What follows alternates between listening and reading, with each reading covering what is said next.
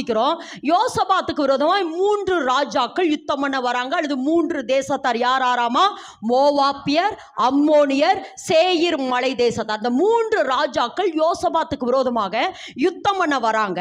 அப்ப யுத்தம் பண்ண வருகிற பொழுது யோசபாத் பயந்து, சொல்லுங்க, யோசபாத் பயந்து. நல்ல விளங்குங்க. இந்த யோசபாத்தினுடைய ஒரு தேவை என்னன்னா, அவன் பயப்படுறான். ஐயோ, இந்த 3 ராஜாக்கள் வந்துட்டாங்கன்னே என்னை கொன்று போடுவாங்களே, என் ஜனங்களை சிறை பிடிச்சிட்டு போயிடுவாங்களே, என் பட்டணத்தில் அதை அழிச்சிருவாங்களே சொல்லி இவன் பயப்படுறான்.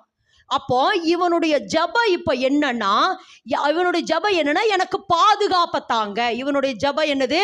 நல்ல விளங்கி, இவனுக்கு தேவை இப்ப பாதுகாப்பு. அல்லது தேவனே இந்த 3 ராஜாக்களுடைய கையிலிருந்து என்னை காப்பாற்றும். இதுதான் இவனுடைய ஜெபம். இதுதான் இவனுடைய முதல் ஜெபம்.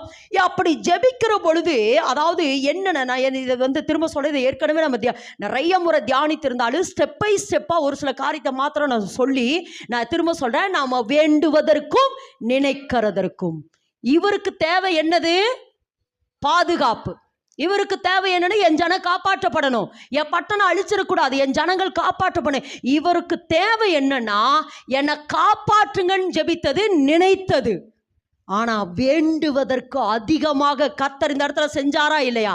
செய்தாரா இல்லையா? இதைத்தான் தேவன் சொல்றாரு. இவனுக்கு இந்த யோசபாத்துக்கு தேவை எனக்கு பாதுகாப்பை தாங்க.